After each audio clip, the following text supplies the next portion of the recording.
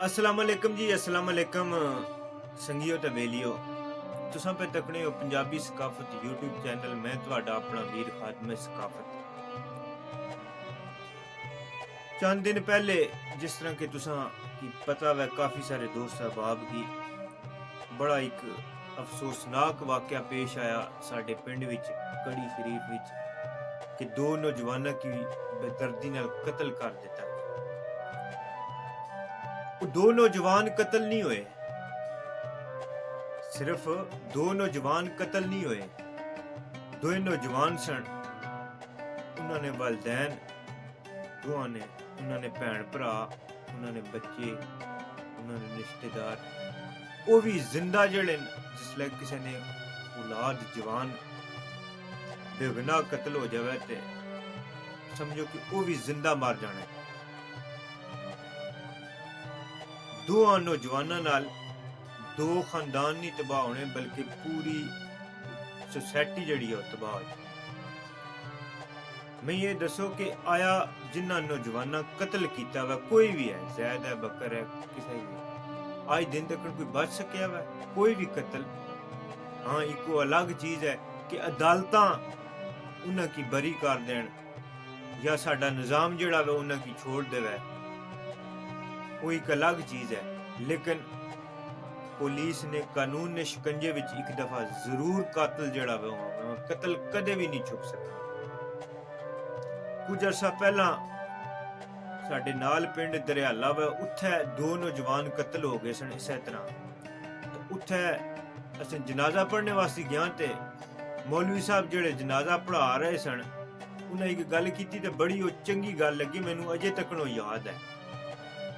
उन्हें आख्या कि एक ऐसी वैद इराम चीज है, एक ऐसी वैद इराम चीज है जिहड़ी अगर असें पी लैवीए तो बंदे नी दुनिया और आखरत समझ जानी है। उन्हें आख्या कि गुस्सा राम है, गुस्सा राम है, लेकिन इसकी पी लेना बहादरी ना काम है। जहरी गल है कि जिसले किसी ने कोई मामलात होने, लड़ाई झगड़ा जमीन जर किसी चीज ना भी होना है तो उसले बंदा गुस्से विच आके कत्ल करना है। अगर उस गुस्से ने टाइम ते असें अपने आप ते कंट्रोल कर लवां तो समझो कि असें कामयाब हो जाने। हर गल ना हल है, ठीक है, गुस्सा आना मैं ठीक है, लेकिन उसकी कंट्रोल करना चाहिए। इंसान जड़ा ना अगर वो गुस्से की कंट्रोल कर लेवे साडी कायनात ना निजाम जड़ा वे ये बहुत हद तक ठीक हो सकना है। दुनियादारी ने बेशुमार मामलात होने न, लेकिन उसना हल ये नहीं कि तुसे किसी नू कत्ल कर दो। हुण जेड़े नौजवान दो कत्ल होए न उन्होंने मां बाप भैन भरा बच्चे सारे वो तो तबाह हो ही हो गए, लेकिन आया ये दसो भी जिन्ना नौजवाना कीता वै क्या वो बाहर निकल सकसन, वो सुकून नाल सांस लै सकसन? उन्होंने अपनी सिर्फ वो नहीं वे उन्होंने जिन्ना नौजवाना कत्ल किया वै वो ही तबाह बर्बाद हो सन। उन्होंने मां बाप, उन्होंने भैन भरा, आया वो माशरे विच सिर चा के जी सकसन? कदे भी नहीं जी सकन।